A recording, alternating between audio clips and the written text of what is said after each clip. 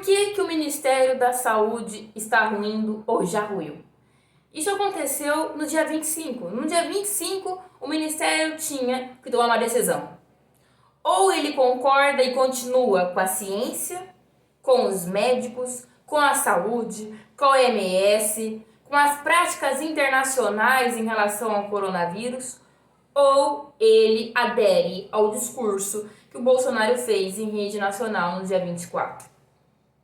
O Ministério da Saúde, que estava sendo elogiado até então pelo seu bom trabalho em relação ao coronavírus, passa, a partir do dia 25, ir contra e amenizar o discurso e tomar medidas anticientíficas, medidas erradas, para concordar com um tosco.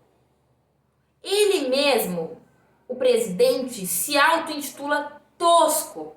E nós temos um Ministério da Saúde obedecendo um tosco.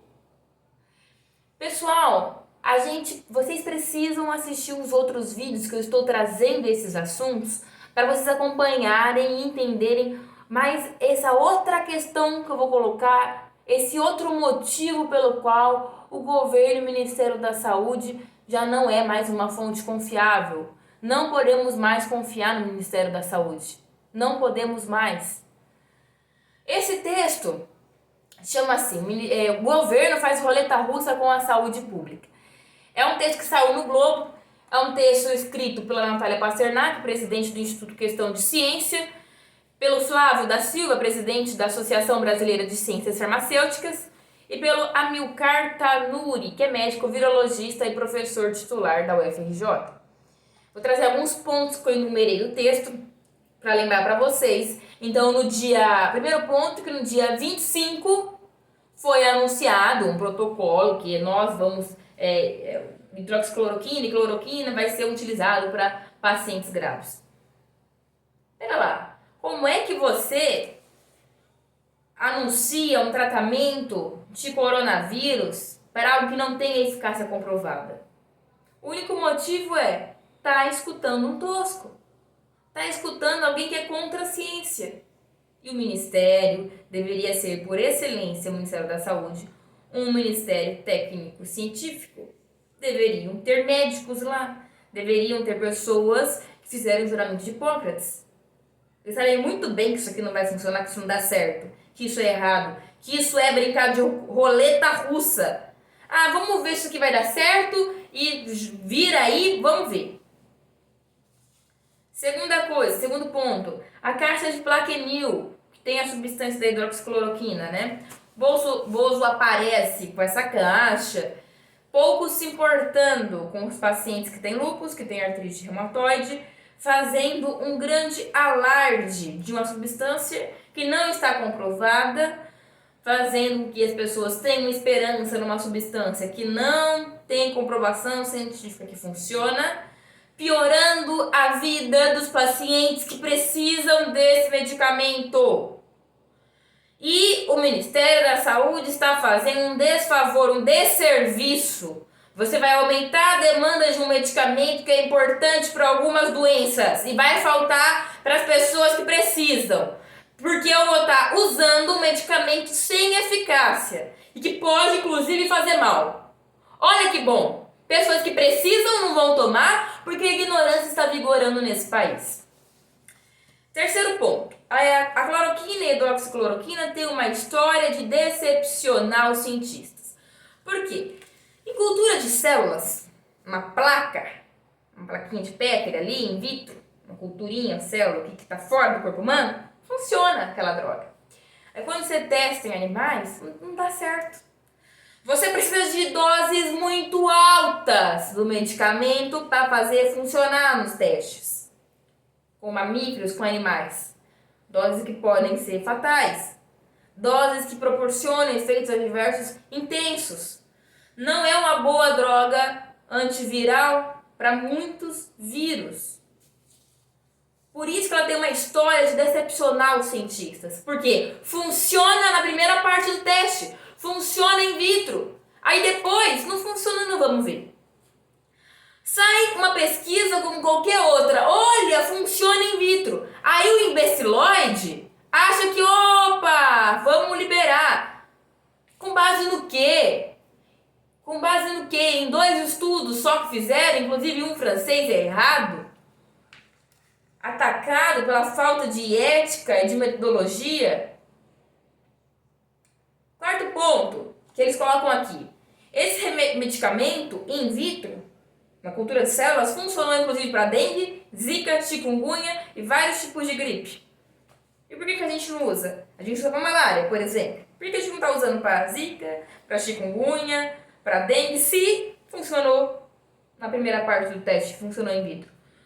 Porque eles falhavam quando tentavam utilizar essa droga no corpo de mamíferos para essas doenças. Então veja, a questão do coronavírus, semelhante à questão da dengue, da zika, do chikungunya, nas células funcionava a droga. Para as pessoas, não. Uma outra observação. A Sociedade Brasileira de Infectologia não aprova o uso de hidroxicloroquina e cloroquina para pacientes com infecção com coronavírus. Qual que é a importância disso? Os infectologistas são a especialidade, tá? São os médicos responsáveis por receitar fármacos antivirais. Eles estudam, fizeram uma residência sobre isso. É o carimbo deles que vai quando o paciente está infectado com uma doença infecto-contagiosa. São eles que arrumam e que dão os remédios para o paciente que tem AIDS, para o paciente que tem hepatite. Eles são os especialistas. Eles entendem desse assunto mais do que outros médicos de outras áreas. Então, perante a esse problema, a gente escuta os infectologistas. E a sociedade está contra. É igual o problema da Damares lá, da abstinência sexual. A Sociedade Brasileira de Pediatria veio contra aquela campanha ridícula da Damares. Porque os pediatras que lidam com a adolescência. E a campanha é para adolescentes. E os especialistas vieram, tá errado isso. Tá fazendo errado. Que campanha tosca é essa? Então, você percebe que quando governo, alguém, qualquer um entra numa área que é da minha especialidade, a sociedade vai lá e se pronuncia. Veja, repare nisso. Quem acompanha meu canal já percebeu essas reações médicas. Certo? Aí eu quero citar os 2 estudos aqui, que a gente, não tem testes clínicos concluídos que ofereçam qualquer evidência. Foram feitos apenas 2 estudos para avaliar a capacidade do fármaco. O primeiro que eu já trouxe aqui em vídeo, então vou deixar aqui no final para vocês entenderem esse estudo que eu vou explicar francês, tá? O porquê ele tem falhas graves e os autores passaram a sofrer duros questionamentos na natureza ética. E o resultado simplesmente não pode ser levado a sério. O segundo estudo, por um grupo chinês, também um número pequeno de pessoas, mas com o mérito de respeitar as regras mínimas que permitem comparar de modo honesto os resultados dos pacientes que receberam hidroxicloroquina com os do que ficaram apenas com o tratamento usual. O resultado, presta atenção aqui. O resultado foi bastante claro. Não houve diferença importante entre os que tomou hidroxicloroquina e o que não tomou. Então deixa esse fármaco para quem precisa. Vamos gastar dinheiro com o que é necessário nesse país. Gasta dinheiro com ventilador, com máscara. Para de gastar com protocolo inútil. Ministério da Saúde, acorda! Para de ser a vergonha da medicina, para de ser a vergonha dos médicos. Vocês estavam sendo elogiados até agora, se venderam politicamente para obedecer um tosco. Seu discurso era dia 25 o discurso, pá, mudou. Saiu o técnico do Ministério da Saúde. Saiu quem fez que escreveu o protocolo, que viu que não tinha mais que ser feito.